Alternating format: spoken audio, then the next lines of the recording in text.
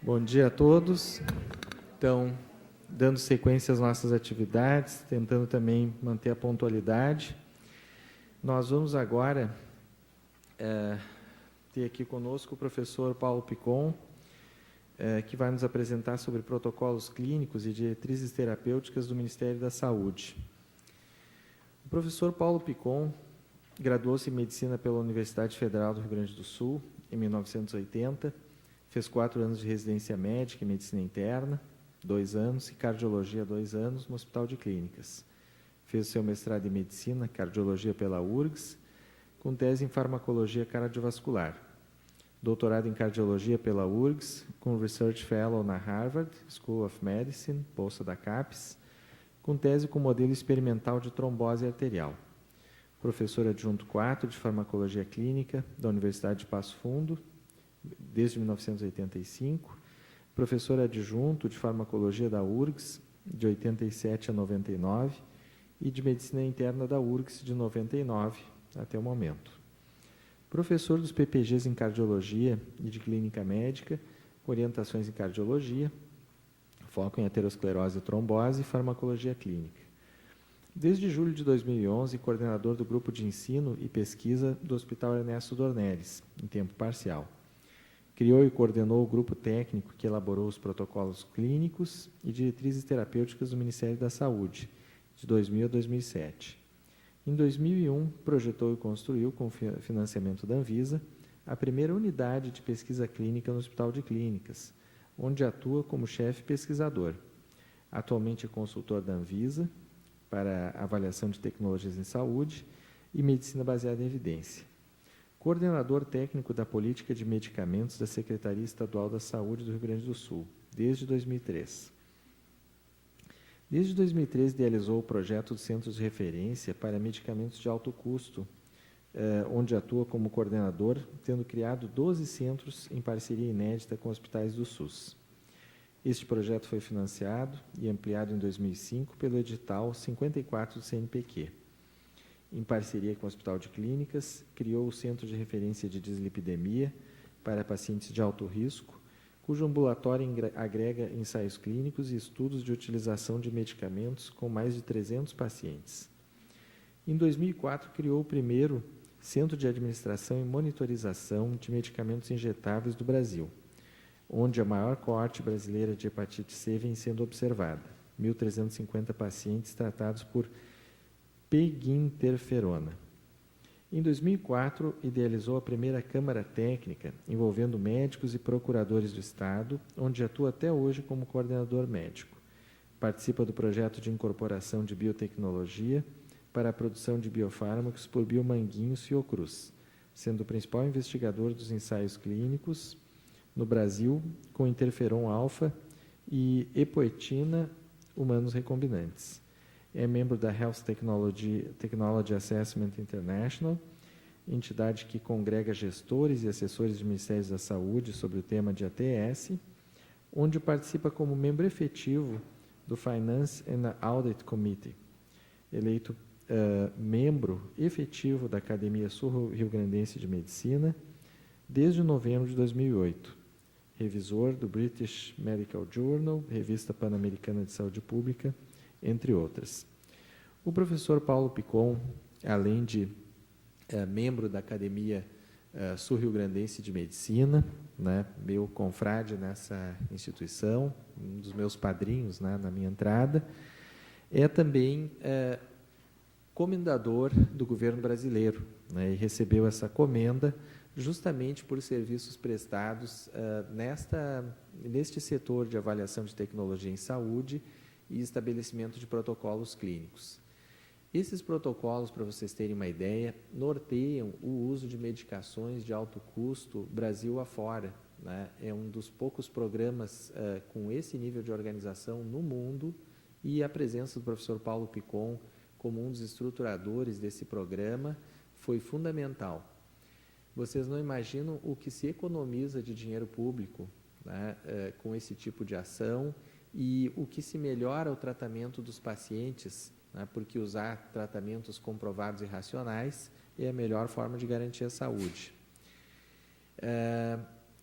fica uma apresentação longa, mas poucas pessoas têm uma folha de serviço prestado ao governo brasileiro e à saúde brasileira como o professor Paulo Dornelles Picon. E é uma honra, né, contar contigo. E também não posso deixar de comentar, né, que a nossa semana, por mais cuidado que eu e a Ida tenhamos tido, ela não conta com um auditório cheio para assistir tudo que tu tens a nos dizer. E uma das razões, infelizmente, é que os professores não dispensam seus alunos para participar da semana, né? Então, vocês vejam que desafios aí que nós temos que enfrentar. Mas, Picon, então, nós que estamos aqui, queremos aprender contigo e é para nós, para a nossa instituição, uma honra ter uma pessoa com o teu perfil nos nossos quadros. Por favor.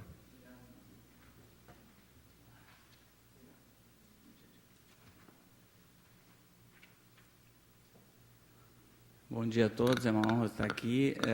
Eu não tenho como começar sem agradecer profundamente os comentários que o professor Flávio fez, porque realmente é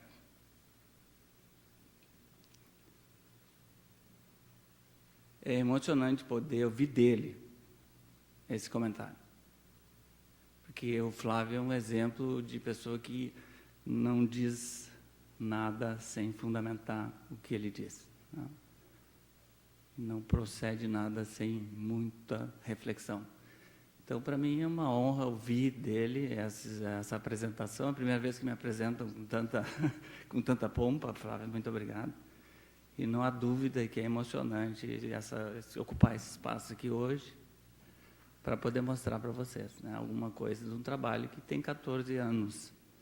Em um projeto de 14 anos do Ministério da Saúde, vocês já imaginam que ele passou por todas os diferentes ministros e secretários e chefes de departamento que vocês possam imaginar, com as diferentes camisetas e diferentes perspectivas políticas. E num país subdesenvolvido como o nosso, onde a trajetória é sempre de desinvestimento, tá? Desinvestimento significando, no final de cada 4 anos muda tudo porque o que o outro fez não serve. Essa é a história dos países subdesenvolvidos. Observar um projeto que dura 14 anos já é um indicativo de que houve algum esforço. E esse esforço, eu tenho dito sistematicamente, é um esforço técnico. É reforçar a questão de que nós não ficamos lá, e eu me digo nós, porque eu tenho a professora Ida lá no fundo, que faz parte desse projeto há muitos anos, o próprio professor Xavier participa também, e agora mais recentemente o professor Flávio, na área de transtorno afetivo bipolar, a professora Leila, que está na plateia, né? E as pessoas que, como a Bárbara, a farmacêutica, que está aqui, foi minha aluna de mestrado e continuou conosco, que estão conosco desde o ano 2000, né? Em alguns enfrentamentos, alguns nas suas áreas, né? O professor Xavier na linha das doenças reumatológicas, o grupo da reumatologia do hospital nas linhas das doenças reumatológicas, a professora Ida nas doenças genéticas e toda a discussão em torno do custo das doenças genéticas, né? A professora Leila em várias áreas de atuação, como professora de farmacologia clínica e epidemiologista, né? Ajudando em vários protocolos, né? E agora o professor Flávio como consultor do primeiro protocolo da história do Brasil de transtorno afetivo bipolar, depois de anos de discussão em torno do tratamento dessas doenças que estão disponíveis, esses tratamentos estão disponíveis no SUS, mas não estavam listados na lista de medicamentos de alto custo. E esse ano, então, passado, foi tomada a decisão, depois de muita discussão, e a gente participou de todas elas, de inclusão do transtorno afetivo bipolar. Nós estamos construindo, então, o protocolo brasileiro, o primeiro protocolo brasileiro de transtorno afetivo bipolar. Uma construção difícil, tem mais de ano de trabalho, né? O Flávio sai, mas continua nos dando supervisão por e-mail, né? E a gente vai, esse ano ainda em 2013, terminar esse texto, né? Então, o que eu vou mostrar para vocês é uma história que se impõe, a gente só conseguiu se impor dentro do Ministério da Saúde, e afirmo para vocês, e ficar lá, porque isso eu ouvi de vários chefes de departamento que me foram colocados, né? E especialmente da chefe atual, que é a doutora Maria Inês Gadelha, né? Que é a questão técnica, mas não só a capacidade de avaliação da literatura e tomar a melhor decisão para os pacientes. É a capacidade de se manter isento de conflitos de interesse. Por quê? Porque nós somos um país que migra rapidamente nos últimos anos da posição 11 para a posição 7 em termos de mercado mundial de medicamentos. Então, o Brasil se tornará sexto, talvez em 2017, sexto para quinto mercado internacional de medicamentos. Significa que nós vamos disputar com os Estados Unidos, com a China, com o Japão, as posições de maiores consumidores do ponto de vista de valor bruto de bilhões de dólares gastos ao ano com medicamento. Então, é um país onde a inserção de qualquer nova droga no mercado brasileiro é mercado assegurado na América Latina. Então, assim, se o medicamento é novo, registra na Inglaterra, rapidamente chega na América Latina e o primeiro país buscado pela Big Pharma é o Brasil. Porque o Brasil tem um sistema comprador enorme, é o maior sistema público de dispensador de medicamentos gratuitos do mundo. Tá? O Ministério da Saúde é obrigado a comprar e colocar nas farmácias para tornar disponível para toda a população, porque 100% da população tem direito, pelo menos teórico. Os políticos não abrem mão de dizer que esse é um direito absoluto e todos os juristas, na análise da Constituição, asseguram que a vírgula aquela não significa nada, que interessa é que esteja disponível o tratamento. A vírgula que eu me refiro é a vírgula do capítulo do segmento 196, na verdade, do parágrafo 196 da Constituição, que diz que a saúde é um direito de todos e um dever do Estado, e parece que termina aí, na visão da maioria dos políticos. Mas tem uma vírgula que diz, assegurado por políticas públicas e econômicas. E essa lei é muito antiga, é de 88. Então, na verdade, o legislador lá atrás já falava em custo-efetividade. Só que isso não vale. O que vocês estão ouvindo é a lei a saúde é um direito de todos e um dever do Estado. Vírgula. Coloquem a vírgula. Assegurado por políticas públicas e econômicas. Significa que o gestor que faz a política pública tem o dever, não é o direito, é o dever de selecionar quais as doenças, quais os tratamentos que se tornam melhores para a população. E aí, de quem é essa responsabilidade? Do ministro da Saúde. E não do jurista. E não do Supremo. Entenderam? E muito menos dos políticos, que querem ver os projetinhos aprovados para terem os seus votos assegurados. Só que isso foi retirado do cenário do Ministério da Saúde. E agora o ministro parece que formular políticas para quê? Então, na verdade, o que nós estamos falando aqui são de 14 anos de muito trabalho da construção de uma política pública em torno dos medicamentos de alto custo, então envolvendo as doenças que eram doenças listadas. Mas essa lista antigamente era feita na base do telefonema do senador ou do deputado federal para algum gabinete dentro do Ministério da Saúde.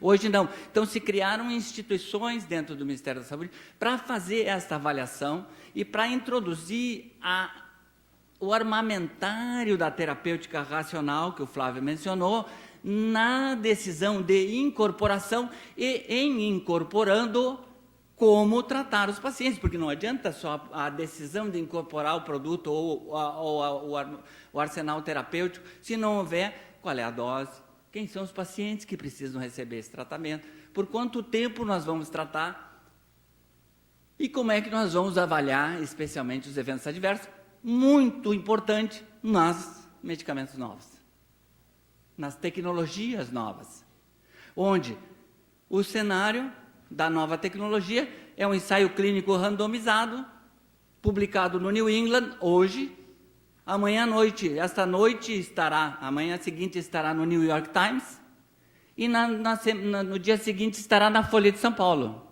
e no domingo seguinte estará no Caderno Vida. E do Caderno Vida passa a ser lei. Então, essa dinâmica é conhecida, a estratégia de divulgar e de fazer chegar e gerar a necessidade. Isso é um marketing que tem sua raiz histórica na indústria farmacêutica que nós conhecemos. O problema é como se opor e como criar uma dinâmica em que tu não deixa de avaliar o novo como novidade realmente que é e como inovação, sem te perder na questão unicamente econômica. Esse é o detalhe. O detalhe é como tu faz a avaliação dessa tecnologia com seriedade e com isenção. Isenção de conflitos, de preferência. Eu não posso avaliar uma tecnologia que me paga um salário, que o produtor dela me paga um salário. Eu não posso aceitar viagens a congressos. Eu não posso aceitar que eu possa jantar à noite num restaurante maravilhoso com o dono da empresa que produz o produto e na manhã seguinte fazer a política pública do meu país. Isso não é aceitável, não é possível.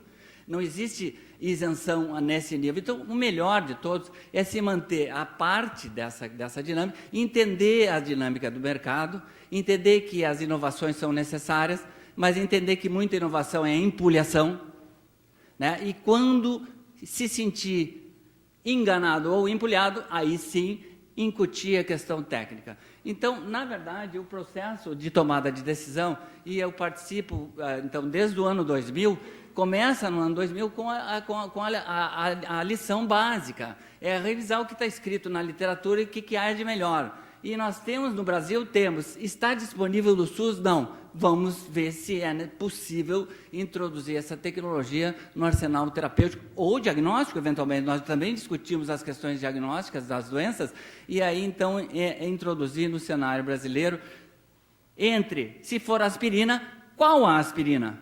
Qual a dosagem?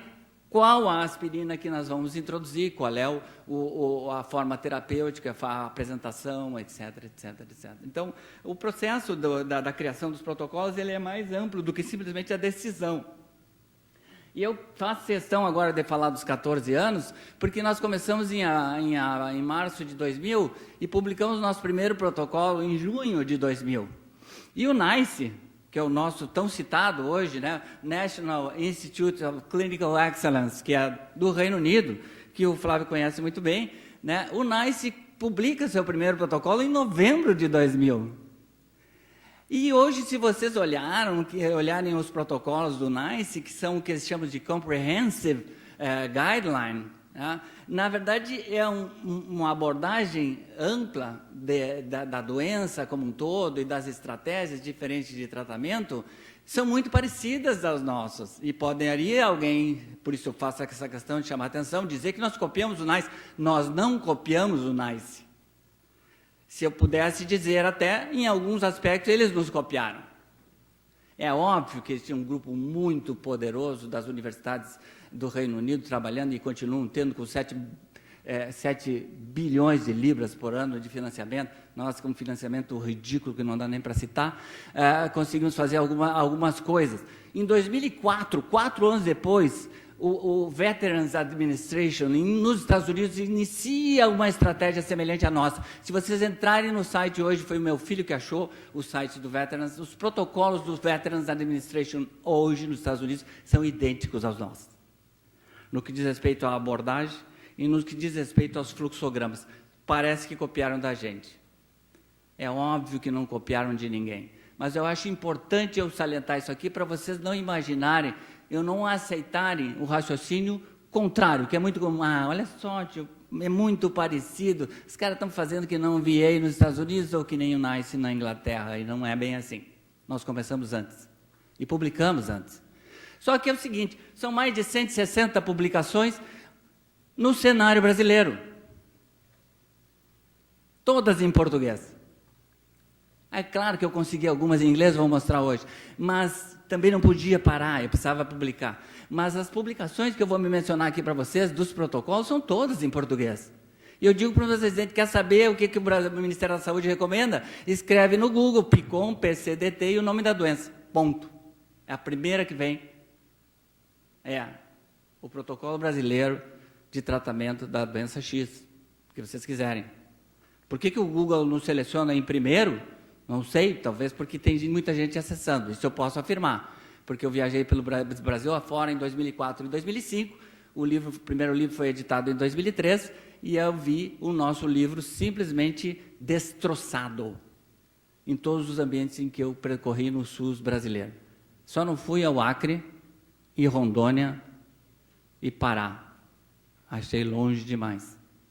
Mas os outros estados eu fui a todos, disseminando a política e olhando. Eu olhia para os setores, olhava o texto sebento, rebentado, e era um prazer enorme. Alguns eu fotografei. Então, o que a gente fazia? Nós avaliávamos os ensaios clínicos, Leila. Nós estamos ensinando para os alunos desde 1980 e picos a avaliar a evidência e criticava a evidência. E fomos chamados, PICOM e o grupo tem bola de cristal. Nós identificávamos os furos dos ensaios clínicos. E isso a Farmaco tem de bom. Aprendi com Flávia Helenita e disseminamos com a professora Leila para numerosas, a maioria das pessoas que estão aqui hoje, que passaram pela Farmaco, sabem que o esforço grande era de aprender e ensinar com os alunos a fazer leitura crítica.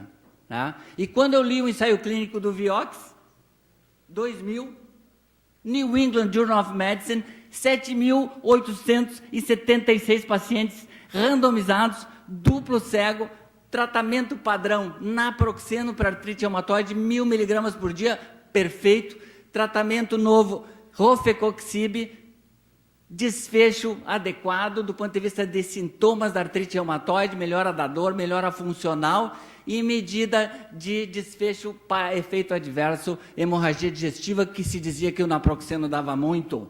E esse ensaio clínico foi um sucesso internacional, traduzido para numerosas línguas. Ele estava no slide, eu tirei, porque eu achei que eu não ia me deter nisso, agora vou ter que me deter. E o que dizia o ensaio clínico no New England, com um editorial do Conselho Editorial do New England? Um estudo que convenceu o mundo inteiro de que Vioxx era melhor do que naproxeno na perspectiva da artrite reumatoide. O estudo era bárbaro, não tinha furo nenhum do ponto de vista metodológico. Mais de 7.000 pacientes randomizados, duplo cego, doença selecionada adequadamente, os grupos parelhos, desfecho dor semelhante, desfecho sangramento digestivo, menor incidência de sangramento digestivo, está aí, é a grande revolução. Os americanos entraram de sola, o mundo inteiro aceitou o Vioxx, e nós lemos o estudo, tem furo no ensaio clínico do Vigor Trial. Qual era o furo? A interpretação dos autores, que estavam todos pagos pela indústria farmacêutica, Merck, que era o quê? A interpretação de que as mortes, houve 4 vezes mais mortes por infarto no grupo do Vioxx. E isto foi mal interpretado. E foi explicado no texto, e o editor do New England aceitou a seguinte explicação: não se trata de que o Vioxx, rofecoxib, cause mais infartos, é que o naproxeno reduz as chances de infarto. Naproxeno nunca reduziu infarto em ninguém. A evidência era óbvia e pararam as contagens antes do tempo. Houve mais 3 casos de morte por infarto que não foram contados. Isso apareceu depois na dinâmica da revisão do FDA desses dados. Então, a Merck mentiu. O nome Merck foi tratado como mentira. Inventaram um acrônimo para a palavra Merck. A Merck foi processada, a Merck teve que pagar indenizações, a Merck teve que forçadamente retirar do mercado o medicamento em setembro de 2004, quando nós, em junho de 2000, já tínhamos apontado para esse problema. Quase 4 anos de antecedência.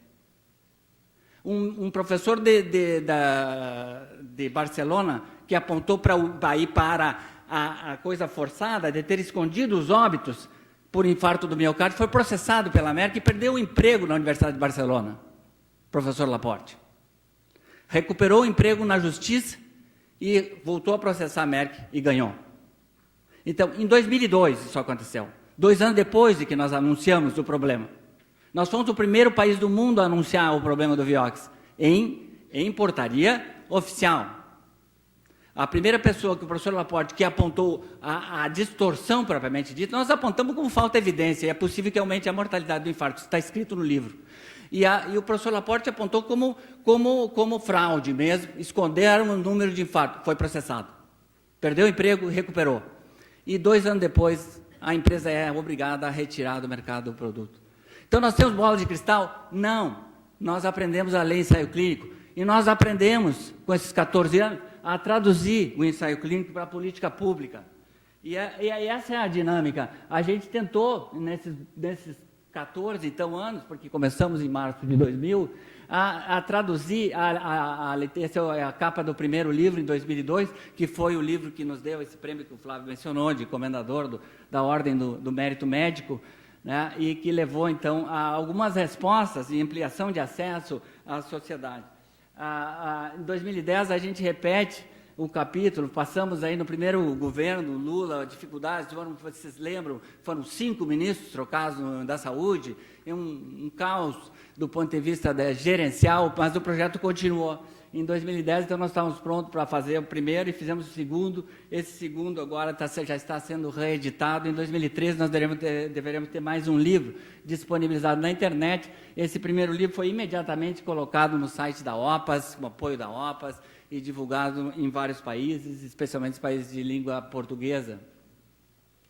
Então, em 2013, eu assumi, então, a política de medicamento do Rio Grande do Sul, que é até 2011. E aí, então, nós começamos a fazer parcerias aqui com o Hospital de Clínicas e criamos essa perspectiva dos centros de referência aqui, né, com o hospital, com a Secretaria Estadual da Saúde, Hospital de Clínicas de Porto Alegre, unindo, então, os farmacêuticos junto com os médicos e tentando já dar início a algumas atividades que pudessem representar algumas pesquisas originais para dar algumas respostas que nós vimos como absolutamente necessárias no âmbito do sistema público brasileiro. E aí, então, nós constituímos, os primeiros foram os CAMES, que o Flávio mencionou, é Centro de Atenção e Monitoramento de Medicamentos Injetáveis. Nós começamos no Sanatório Partenon, rapidamente migrou para o Hospital Conceição, e hoje tem mais de 10 CAMES no Rio Grande do Sul inteiro. Foi o primeiro grupo, foi do sanatório, hoje nós temos mais de 2.000 pacientes tratados com genótipo 1, que é o genótipo mais difícil da hepatite C, né, e entre outros. E aí criamos centros de referência, Alzheimer, esclerose múltipla, com mieloma múltiplo, artrite reumatoide, Gaucher, fenilcetonúria, dislipidemia, distonia, dor. Aqui a questão da morfina, né, disponibilizando direto morfina em altas doses para os pacientes com câncer, aqui no Hospital de Clínicas, doença falciforme, suplementos nutricionais, que esse não está mais funcionando, espasticidade, glaucoma, uveites, e insuficiência renal crônica. E aí, então, nós começamos a trabalhar com os médicos e os farmacêuticos, tentando montar o que nós achamos que era possível, fazer gestão operacional da atenção com pesquisa.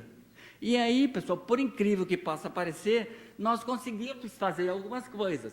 Esse é o artigo mais recente nosso, que é o artigo do International Journal of Health Technology Assessment, a revista da sociedade que eu faço parte, porque, diga-se de passagem, acho importante isso, eu abandonei as sociedades.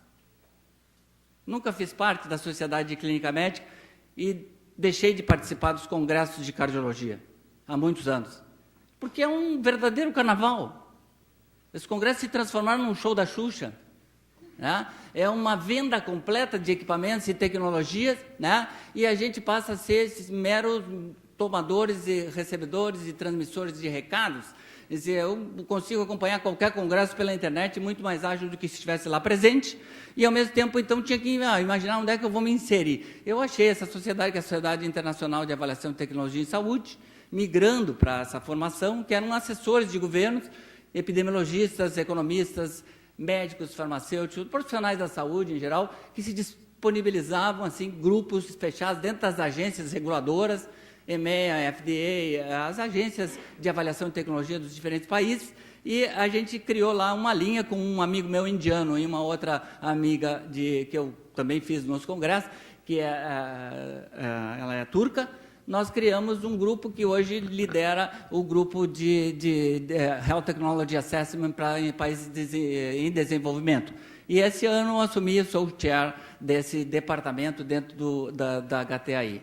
O congresso do ano que vem será em Washington e a gente vai levar lá discussões nesse porte. Qual a importância da avaliação de tecnologia em saúde nos países em desenvolvimento, que é diferente nos países desenvolvidos.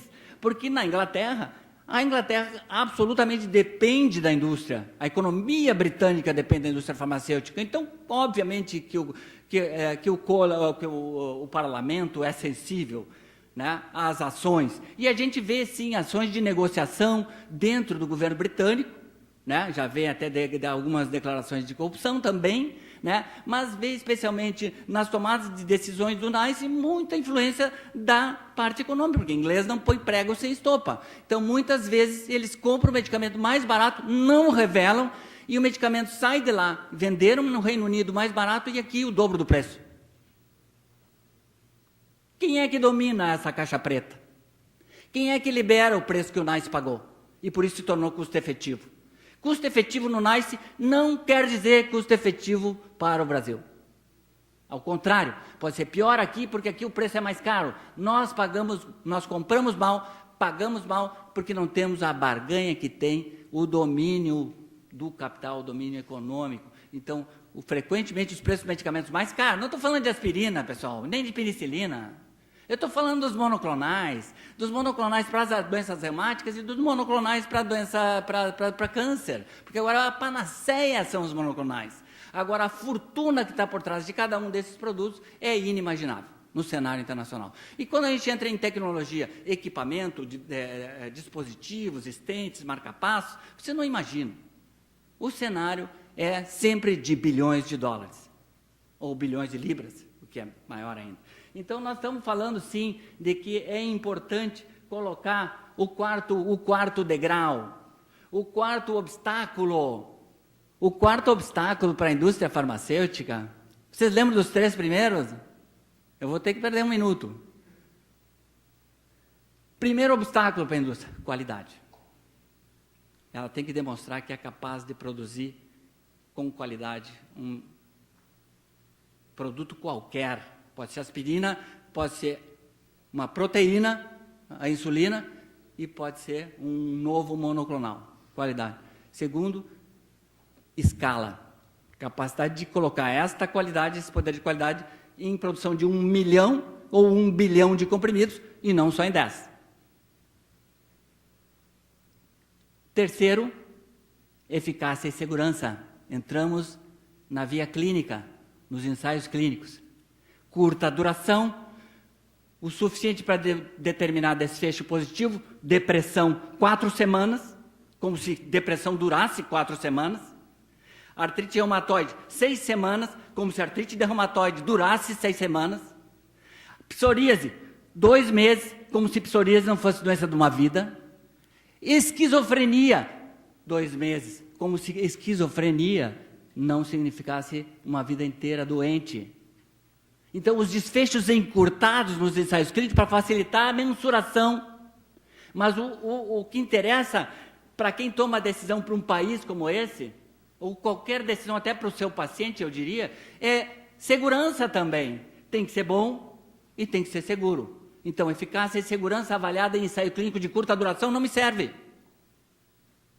Agora, depois da eficácia, aqui estamos no terceiro degrau, terceiro obstáculo. O quarto obstáculo qual era? Custo. Custo-efetividade. Aí entra a questão da Health Technology Assessment, que nós traduzimos aqui como ATS, Avaliação de Tecnologia em Saúde. ATS é Health Technology Assessment. Eu prefiro falar em inglês, porque aí vocês me entendem. Se eu falar em português é bagaceira. Vocês acham que não funciona? A ATS não é a mesma coisa que Health Technology Assessment. Agora, se eu colocar isso como obstáculo num país, agora está difícil. E nós colocamos no Brasil. Eu participei dessa construção, tenho a honra de dizer para vocês. Então, a gente participou não só discutindo a dinâmica do texto do protocolo da eritropoetina na insuficiência renal crônica, qual é a dose melhor, como é que se trata melhor os pacientes, como é que se observa a hemoglobina, como é que se ajusta a dose e como é que se acerta os depósitos de ferro antes de dar eritropoetina, porque isso reduz em 30% o gasto com eritropoetina, só acertar depósito de ferro antes. E ferro é barato. E isso não estava no escopo da política brasileira. Então, essa para citar a eritropoetina, e agora eu vou só passar para vocês terem ideia das doenças. De acne, a doença de Crohn,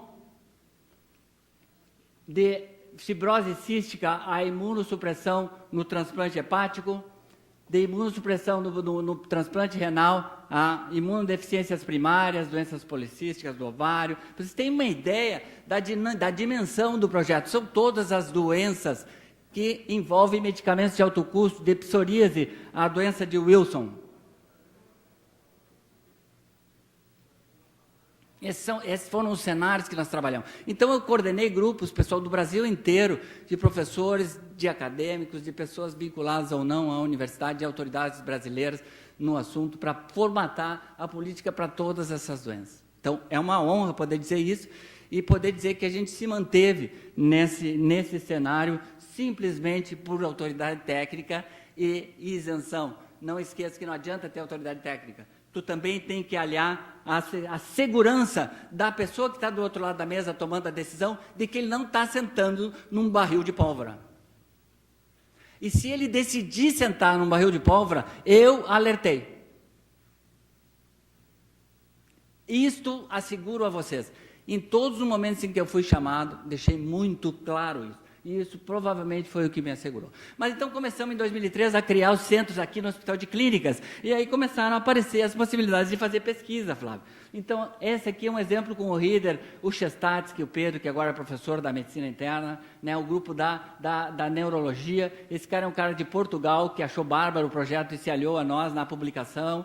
E eu, no Neuropharmacology, rapidamente esse trabalho foi levado para uma revisão sistemática internacional, porque era o primeiro ensaio clínico que comparava o dono do mercado, Botox, que vocês conhecem, as gurias mais jovens conhecem das rugas, né, usado para... O Lula usou, a Dilma usou, né, para melhorar o perfil do olhar e da foto para candidatura. Todo mundo usa para tirar rugas, mas nós usamos para espasticidade e distonia.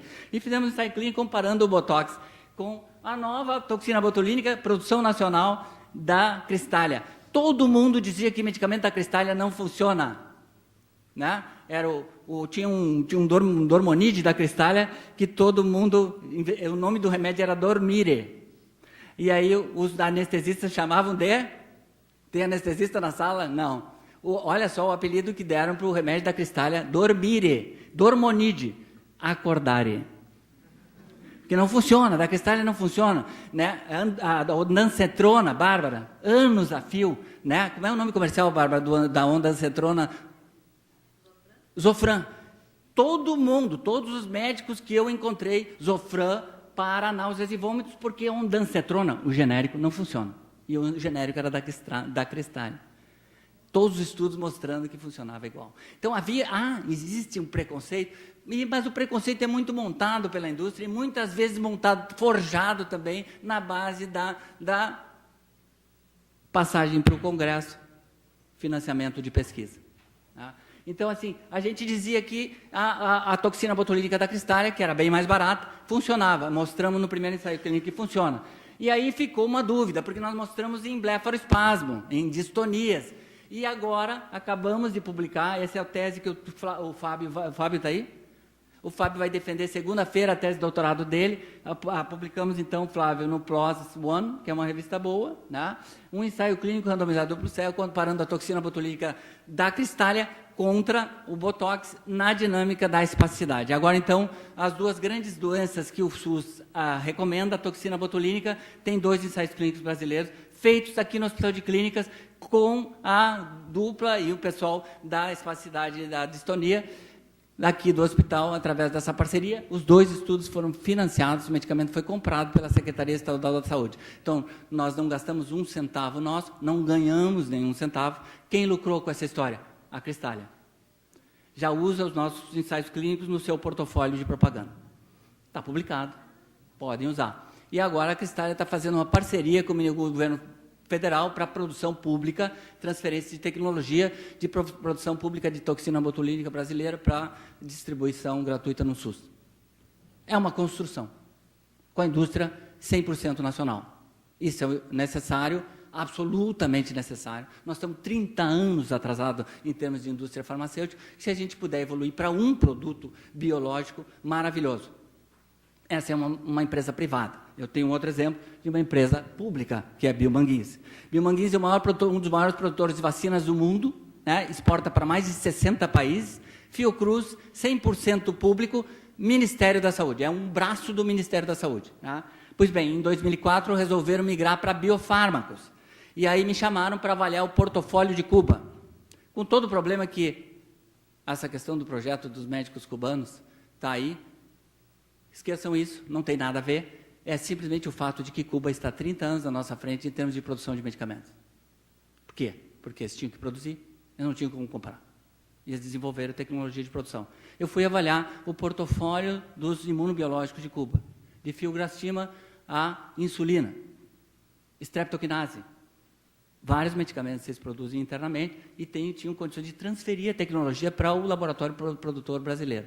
E aí eu apontei para 2 medicamentos, eritropoetina e interferon alfa. E aí, em 2006, a Biomanguinhos já estava produzindo e distribuindo no SUS a eritropoetina. E olhem só, aqui 6 milhões em 2008, em 2013 a produção foi de 17 milhões de ampola. E distribuído gratuitamente no SUS. Então, a eritropoetina foi um sucesso. E aí o interferon alfa caiu em desuso pelo advento do interferon peglado. E aí, então, lá em 2004, eu plantei a semente com o engenheiro químico que hoje nos assessora aí, cubano, vocês têm que produzir uma nova molécula de interferon peglado. E aí saíram a cata, né? Aqui, enquanto isso, nós enfrentávamos aqui no Brasil, tempo esgotado, a questão que a eritropoetina era cubana. Eritropoetina cubana e chinesa não funciona, é tabajara, diziam isso nos congressos. Então, nós fizemos um ensaio clínico de não inferioridade aqui no Clínicas, comparando o azul, eritropoetina cubana, produção brasileira, Biomanguinhos, com a eritropoetina americana, Blausigel. E olhem só o efeito sobre a hemoglobina, idêntico. E esse estudo foi feito aqui com nós, com o apoio do grupo da nefrologia. Bom, estávamos preparados para fazer outros estudos de acompanhamento do interferon, já produzido em produção nacional. Fizemos no Sanatório Partenon, e aí agora então veio a nova molécula do interferon peglado, e nós fizemos um estudo de fase 1, mostramos que ele tem curva sérica semelhante ao da Roche, e agora estamos em plena execução com 20 centros no Brasil, do ensaio clínico de fase 3, 740 pacientes propostos. Aqui no Rio Grande do Sul, estamos dando aula para o resto do país, estamos ensinando como é que se faz ensaio clínico, porque nós em 3 meses já temos mais de 200 pacientes selecionados, e alguns centros no Brasil nem começaram ainda, apesar de estarem habilitados. Então, nós estamos provavelmente terminando esse estudo em 3 anos, nós teremos, se der certo, registro na Anvisa de um produto novo, nacional, cujo economia é estimada hoje, o gasto hoje com interferon peglado no Brasil é 1 milhão dia, 360 milhões ano. Se nós produzirmos um medicamento com esse porte, nós teríamos condições de atender todo o mercado brasileiro e ainda exportar para vários países onde esse custo é inaceitável. Esse preço é inaceitável. Então, agora o último slide é para apresentar para vocês o projeto que se chama Protocolos Clínicos e Diretrizes Terapêuticas, que foi um termo cunhado por mim, né? Muito me honra ver nesta lei de 12.401, de abril de 2011, o projeto se tornou lei. Essa lei muda a lei do SUS e introduz para cada nova tecnologia que o SUS incorporar, um protocolo clínico tem que ser feito. Protocolo clínico mencionado na própria lei. Protocolo clínico. Então, assim, nós criamos a terminologia, nós disseminamos o projeto, nós continuamos trabalhando e no cenário nacional isso aí é um presente. Né? Agora torna lei um projeto que deverá se eternizar, porque a cada nova tecnologia nós teremos que avaliar a dinâmica da incorporação na prática e o protocolo clínico e diretriz terapêutica passa a ser necessário. Então era isso, muito obrigado.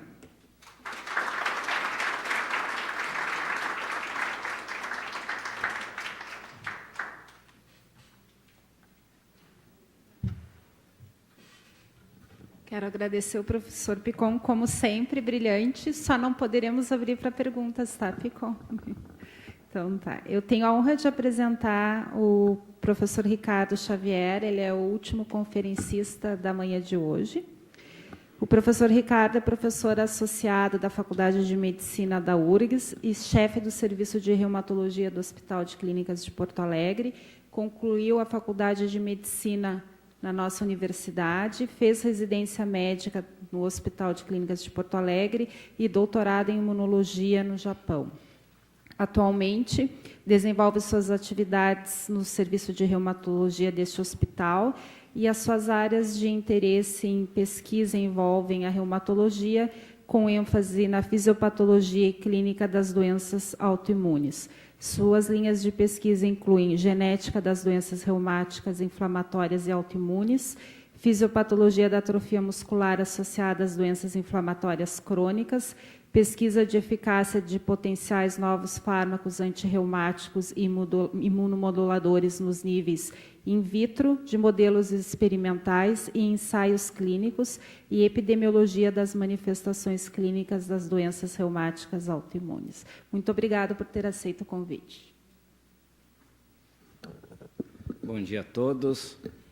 Gostaria de agradecer o convite da Ida, ao Flávio, parabenizá-los por essa semana científica.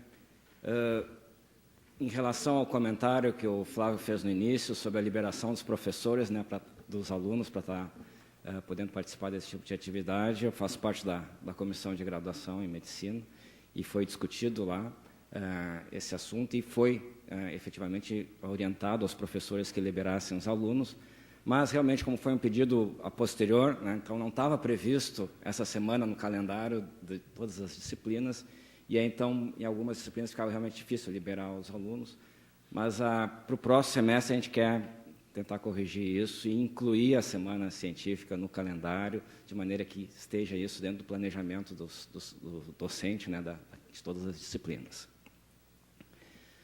O nosso assunto aqui, então, é falar sobre os biológicos, nessa classe de fármacos novos, os imunobiológicos, quando atuam especificamente sobre o sistema imune. Não vou falar assim com entusiasmo, né, que o Picon tem, né, quando faz suas apresentações, mas gostaria de salientar, até vou ter que, por causa do tempo, né, vou dar uma encurtada na apresentação, mas acho que a mensagem principal é apresentar para vocês a classe de medicamentos biológicos e tentar salientar principalmente a importância. Só para vocês terem uma ideia disso, no último ano, dos 5 fármacos, né, que mais faturaram, que a indústria farmacêutica mais ganhou dinheiro com os fármacos, 4 deles eram agente imunobiológico. Todos os 4 deles usados nas doenças reumáticas. De certa maneira, assim, apesar dos imunobiológicos já virem sendo usados, né, já há algum tempo para oncologia, por exemplo, foi realmente quando eles chegaram para as doenças inflamatórias crônicas da área da reumatologia que o uso se tornou disseminado e chamou muito mais a atenção da indústria farmacêutica, que hoje, né, graças a essa classe de medicamento, hoje a artrite reumatoide é uma das doenças mais investigadas, mais exploradas, ou a inflamação em geral dos focos de atuação da indústria farmacêutica. Então, acho que é importante estar comentando, e bem como o impacto positivo que teve, tanto que todos os fármacos imunobiológicos aprovados no Brasil para artrite reumatoide, todos foram também aprovados pelo PCDT, por esse programa que o Picon apresentou anteriormente, mostrando, né, que foram avaliados todos com extremo rigor. Aqui são meus potenciais conflitos de interesse. Antes só de entrar, assim, eu vou falar mais de imunobiológico e inflamação, né? Na verdade, saiu esse artigo na Science, algum tempo atrás, né, em 2010, demonstrando as principais descobertas da primeira década, né, do século XXI, foi 2000 a 2010, e realmente um dos principais destaques foi o reconhecimento da resposta inflamatória, da importância da resposta inflamatória em doenças que não são caracteristicamente consideradas inflamatórias. Então, por exemplo, as nossas doenças reumáticas, elas são com cunho inflamatório já muito bem definido há séculos. Mas doenças como doença de Alzheimer, por exemplo, ou a própria oncologia, as doenças, o câncer, a doença cardiovascular, todas elas hoje são consideradas também como doenças de fundo inflamatório, ou a inflamação faz um papel importante dessas doenças, e por isso que esses fármacos que eu vou estar apresentando para vocês rapidamente, usados para controlar a resposta imunoinflamatória, também estão sendo explorados em todas essas áreas. Ou seja, nós vamos estar vendo, quem está fazendo medicina agora, quem está se formando, certamente vai lidar com fármaco imunobiológico durante a sua prática clínica. Até porque mais de 60% dos fármacos novos em desenvolvimento também são imunobiológicos. Então, como exemplo disso, então, desse desenvolvimento, eu vou estar falando sobre a artrite reumatoide, que é uma doença inflamatória crônica das articulações. Esse processo começa, não se sabe bem porquê, mas o sistema imune está intimamente envolvido. E uma vez que esse processo inicia, inflamando as articulações do paciente, que a gente pode ver aqui numa fase inicial, ele não termina mais. Então, aquele indivíduo, uma resposta inflamatória que é para ter uma função limitada, um tempo limitado, ela se inicia e perdura por meses, anos, décadas de vida desses pacientes. Ou seja, nunca mais se vêem livres e o resultado final é uma destruição das articulações, com desenvolvimento de deformidades e incapacitação física. O que é que acontece? A doença, basicamente, nessa pequena membrana que reveste as articulações, que é chamada membrana sinovial, que ela se torna progressivamente inflamada, assume características até neoplásicas do ponto de vista de capacidade de invasão e vai destruindo tanto o osso quanto a cartilagem articular e aí leva, então, aquelas deformidades. Se a gente biopsia uma sinóvia reumatoide, a gente vai ver um aspecto parecido a esse aqui, que estudar para um patologista, ele vai olhar, isso aqui é um linfonóide, isso aqui não é uma membrana sinovial, de tão infiltrada que ela fica com células da resposta inflamatória. O que a gente tinha tradicionalmente para o tratamento da artrite reumatoide? Fármacos, tínhamos glicocorticoide, nós tínhamos agentes citotóxicos, ou seja, a gente consegue usar corticoide, tem uma ação anti-inflamatória muito importante em várias fases dessa resposta imunológica, ou a gente simplesmente dá um citotóxico que queima uma porção dessas células. E com isso, então, vocês já têm uma ideia de como era limitado o nosso potencial terapêutico do ponto de vista até de segurança. No entanto, justamente por essa limitação do baixo índice terapêutico dos tratamentos tradicionais que a gente tinha, que se começou a explorar mais, a gente começou a estudar o sistema imune cada vez melhor, saber mais detalhes das células envolvidas, especialmente das citocinas que fazem a comunicação entre as células, e com esse conhecimento mais sofisticado, paralelamente ao desenvolvimento da tecnologia de proteínas recombinantes, de anticorpos monoclonais, de fazer proteínas de fusão, que a junção dessas duas áreas, então, que levou ao uso de estratégias imunobiológicas para tentar controlar a resposta imune. Então, o que a gente tem assim? O que é o tratamento imunobiológico? Na verdade, é o uso de proteínas recombinantes ou anticorpos monoclonais, variantes desses anticorpos, ou até citocinas, provavelmente isso para tentar influenciar aquela resposta imunoinflamatória, do ponto de vista de modulando essa resposta, então a gente ter o efeito benéfico. Está se usando também cada vez mais peptídeos modificados, vacinas e terapias gênicas, que a gente acredita que seja o próximo estágio do desenvolvimento da terapia imunobiológica. Nós vamos sair de simplesmente inibir células ou controlar células para tentar restabelecer o equilíbrio do sistema imune. E isso é uma fase um pouquinho mais adiantada, a gente não tem grande sucesso aí, mas eu prevejo que esse vai ser o futuro. Do ponto de vista, por exemplo, da artrite reumatoide, esse conhecimento sofisticado das células envolvidas, das citocinas envolvidas, criam quadros como esse aqui, bem complexos, que eu não vou estar entrando em detalhe, mas daí surge a ideia de identificar algumas citocinas, por exemplo, como TNF-alfa, que foi um dos alvos iniciais, e se desenvolver, então, terapias que inibam essa citocina e, com isso, então, tentar a gente fazer diminuir toda essa resposta inflamatória que está acontecendo. Como é que a gente pode inibir, então, uma citocina? A citocina, só relembrando, ela atua, é uma proteína no meio circulante, que ela se liga num receptor específico e manda um sinal intracelular, e esse sinal intracelular modifica a função daquela célula. Quais são as estratégias, então, possíveis, olhando isso aqui, para a gente tentar bloquear a ação dessa citocina? Uma delas é criando um anticorpo monoclonal que se liga diretamente nessa citocina e não deixa que ela se ligue ao seu receptor. E realmente essa foi uma das primeiras estratégias.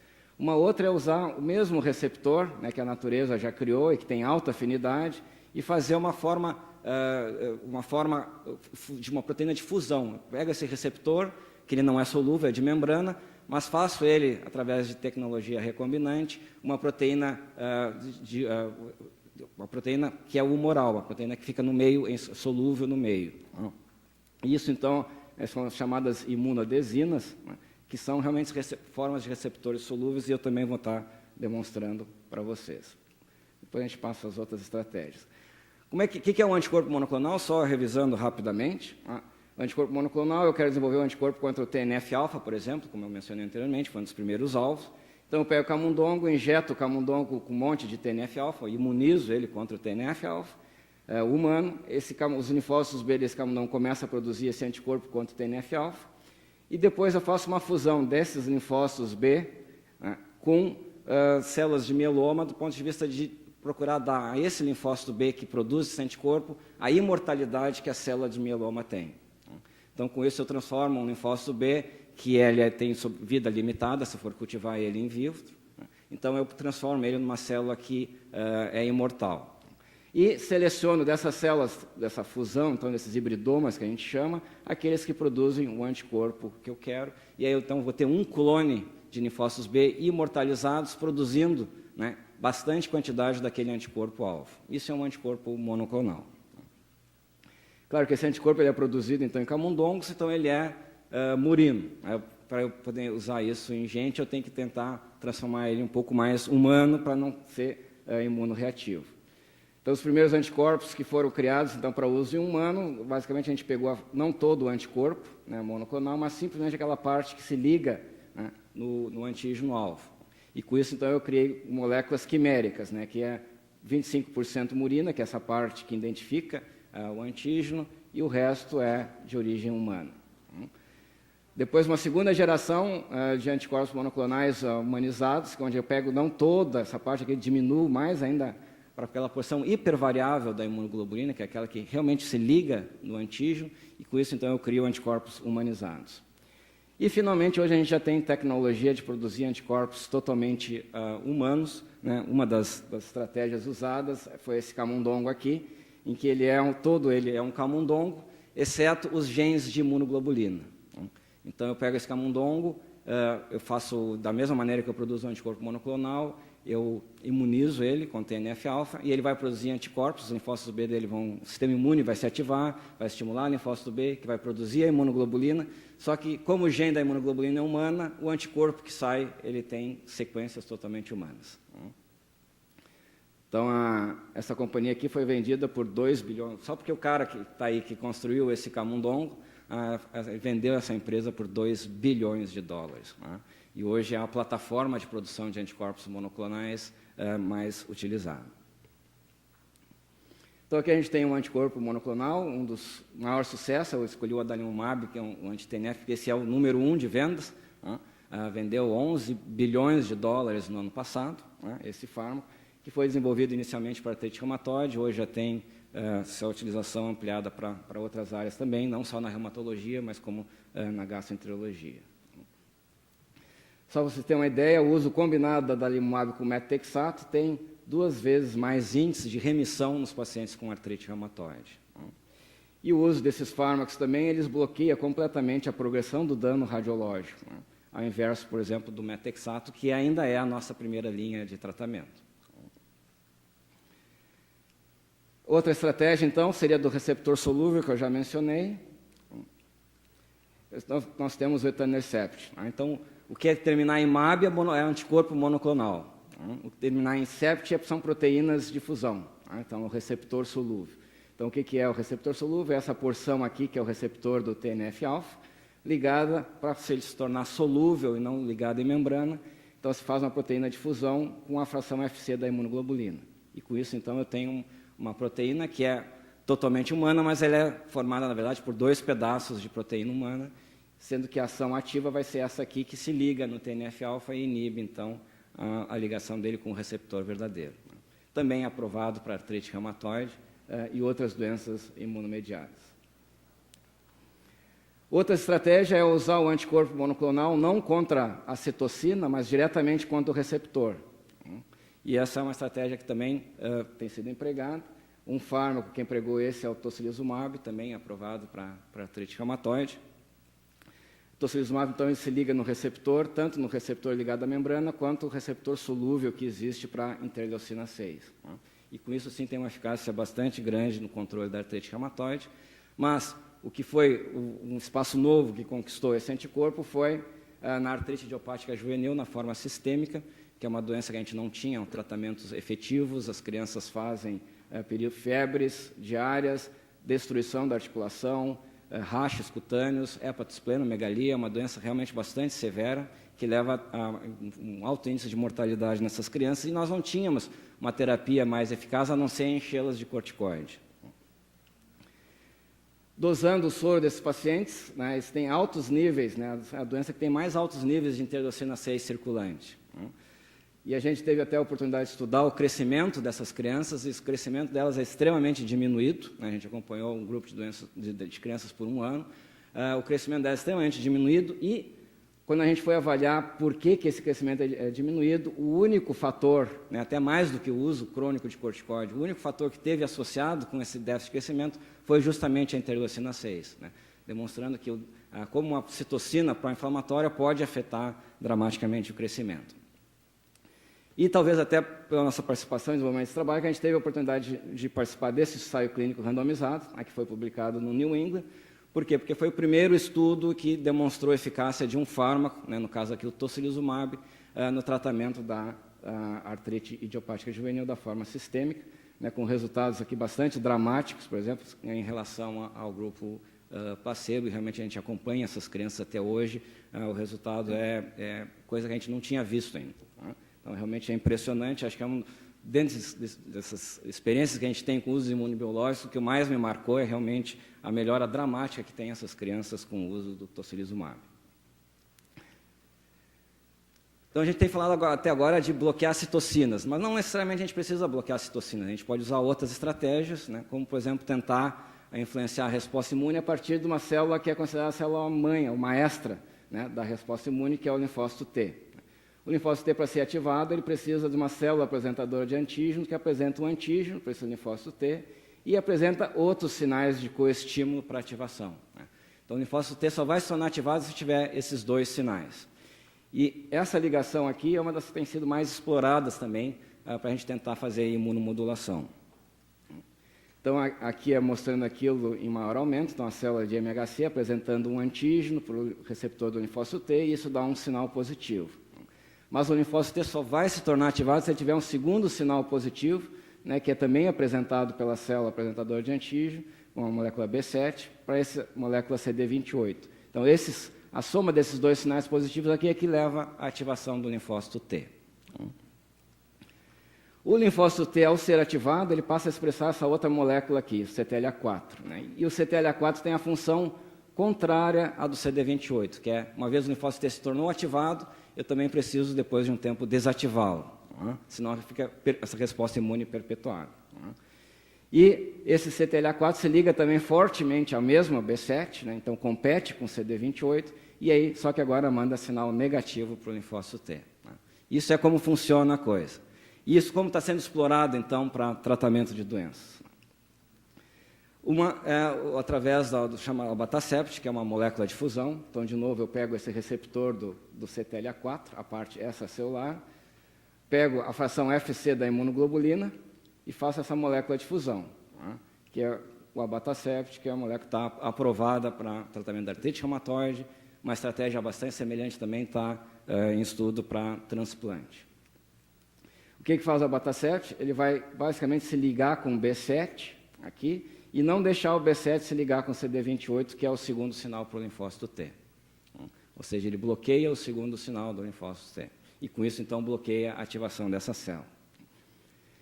Outras maneiras seria bloquear aqui, só que a gente nunca sabe qual é esse antígeno, né? Então, seria estratégias antígeno específicas. Essa é a próxima etapa, né? Como é que eu vou usar peptídeos para modular a resposta imune, ou vacinas que modulem essa resposta imune. Essa é a estratégia que está sendo explorada, e eu acredito que vai ser a geração futura de tratamentos imunobiológicos. Mas aqui, até agora, a gente tem falado assim, de supressão do sistema imune, né? Mas tem situações em que eu gostaria de aumentar a resposta do sistema imune. Então, por exemplo, o paciente que tem câncer, né? Se eu pudesse melhorar a resposta do sistema imune, talvez o sistema imune dele combatesse aquelas células cancerígenas de uma maneira mais efetiva. Isso tem se tentado de várias estratégias, mas uma das que teve mais sucesso foi essa aqui, de fazer um anticorpo monoclonal que liga no CTLA4, que manda aquele sinal negativo, né? E com isso, então, eu consigo aumentar a resposta imune. Essa estratégia foi desenvolvida, né, é o ipilimumab, que está aprovado para o tratamento de melanoma maligno. Então, aqui só repetindo, né, então, o B7 e o CTLA4 ele desacelera o linfócito T. Então, se eu bloquear essa proteína inibidora com um anticorpo, o ipilimumab, ele bloqueia o CTLA4 e aí, então, eu vou ter predomínio de ativação do linfócito T. Então, essa estratégia foi o primeiro ensaio clínico que deu positivo, alguma terapia foi eficaz no tratamento do melanoma maligno. Dobrou o índice de resposta na faixa dos 10%, né? Ainda talvez não seja o ideal, mas é mais do que 5 vezes o que se tinha até essa fase. E a gente pode ver que aqueles pacientes que têm essa resposta é sustentada, dura anos, aqui mais de 5 anos, com desaparecimento completo das lesões nesse paciente. Ou seja, a terapia biológica não só para suprimir, mas também para tentar estimular o sistema imune. Só a gente tem que ter cuidado também quando a gente fala de terapias para estimular o sistema imune.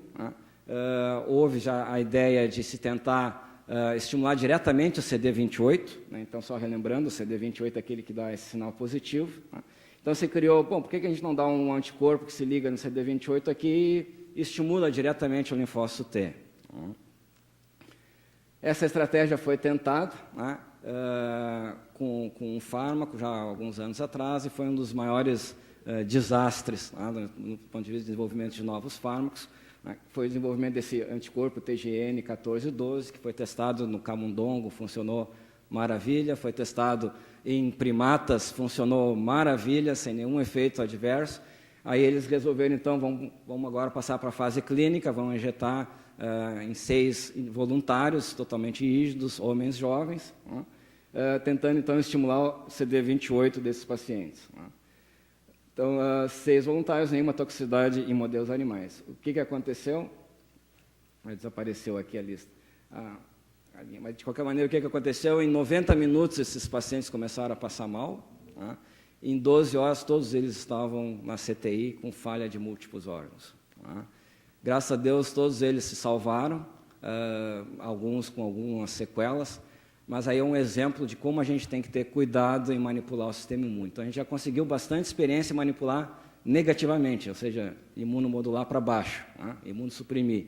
Mas, do ponto de vista de imunoestimular, depois desse ensaio aqui, praticamente as pesquisas pararam, assim, essa ideia de estimular diretamente o linfócito T. A gente pode também, além de inibir citocinas, de tentar estimular ou inibir linfócito T, a gente também pode matar células, né? Uma das estratégias foi com o linfócito B, que participa importantemente, então, em linfomas B, foi onde se usou o rituximab a primeira vez, que é um anticorpo que depleta, simplesmente ele induz a apoptose do linfócito B por diversas estratégias, e depois se viu que essa estratégia também funciona para artrite reumatoide, e hoje é uma terapia aprovada para artrite reumatoide.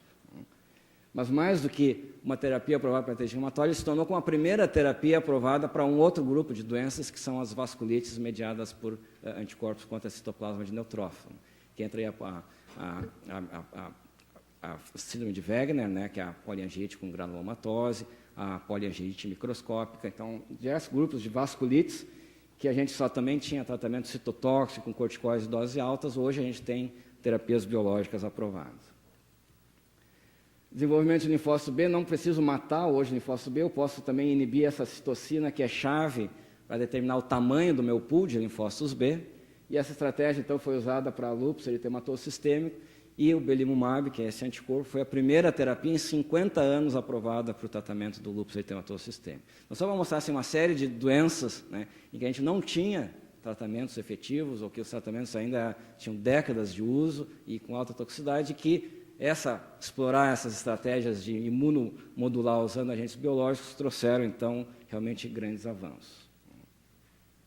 Para osteoporose também, a gente pode ter terapias eficazes, denosumab, que inibe uma citocina que estimula o osteoclasto, né? Também a gente já está adotando.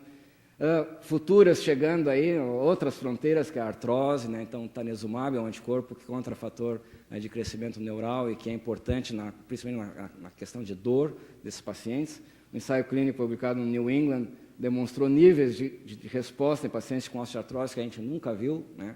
Então, na verdade, próximo disso, a gente tem anti-inflamatório só, com todos os efeitos adversos de anti-inflamatório de uso crônico, né? Então, talvez uma nova classe de fármacos chegando para a osteoartrite, claro que também está sendo muito bem explorado, porque é uma doença de prevalência extremamente alta. Efeitos adversos, é claro, não são terapias sem efeitos, a gente acabou de falar de um desastre que aconteceu, né? Outras coisas que podem acontecer, reações infusionais, tu desenvolve anticorpos contra esses agentes imunobiológicos, e esses anticorpos podem, então, criar também efeitos adversos.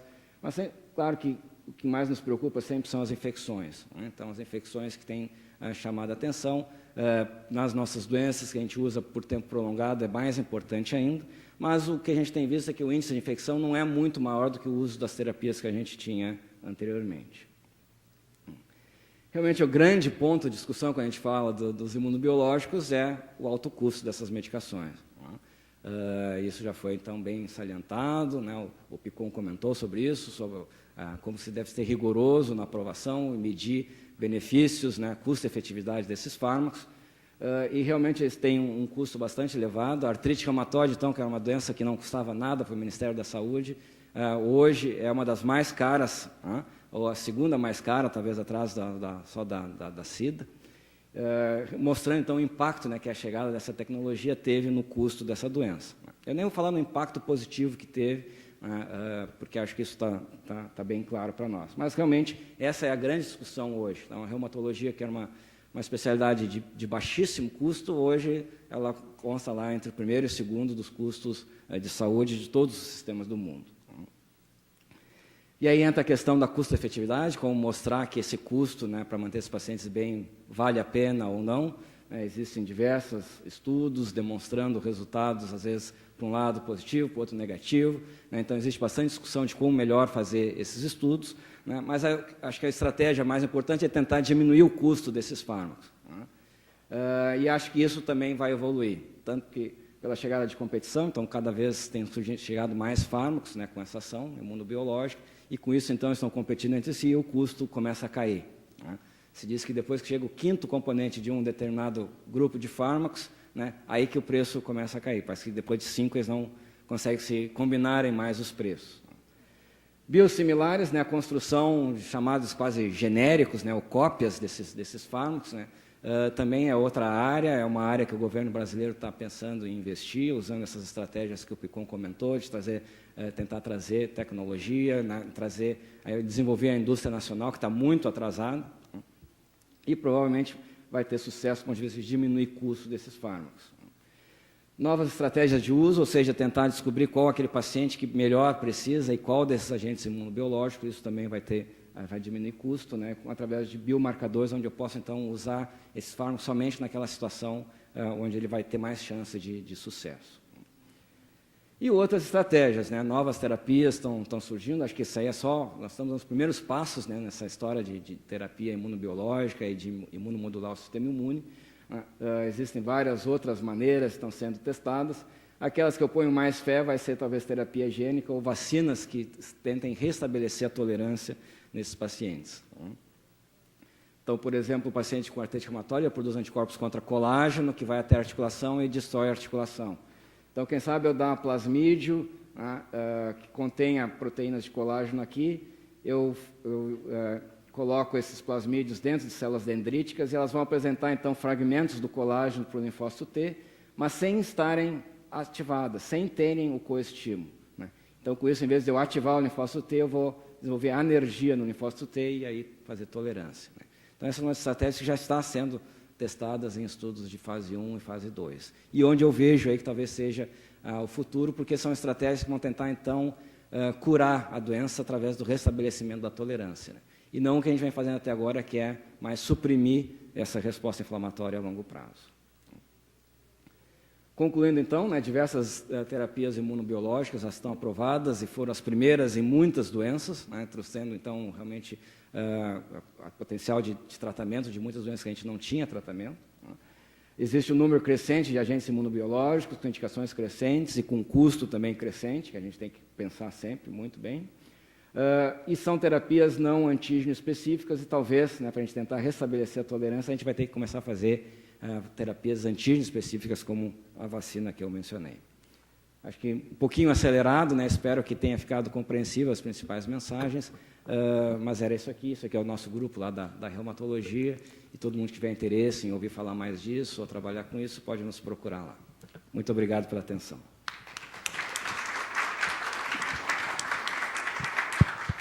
Eu agradeço. Eu não vou abrir para perguntas pelo avançado da hora, mas eu vou te fazer uma pergunta, tá, Ricardo? Só eu vou fazer. A importância da inflamação dentro da fisiopatogenia das doenças genéticas é cada vez mais reconhecida. Mas eu tenho uma curiosidade. Por que se usa o termo imunomodulação e não, assim, vendo a literatura, e não imunossupressão, imunoestimulação? Tem alguma coisa a ver com esse artigo, com esse ensaio clínico que não funcionou, enfim? Parte sim, né? Eu acho que parte é muito relacionada ao histórico, né? Tem coisa mais na área da imunologia, né? Então, na imunologia existiram, né, talvez até aqueles que estudaram imunologia há mais tempo, né, como eu, pelo menos, existiam as chamadas células imunossupressoras, né? Então, tinha célula linfócitos T que, ao se tornar ativado, estimulam o sistema, a resposta imune, né?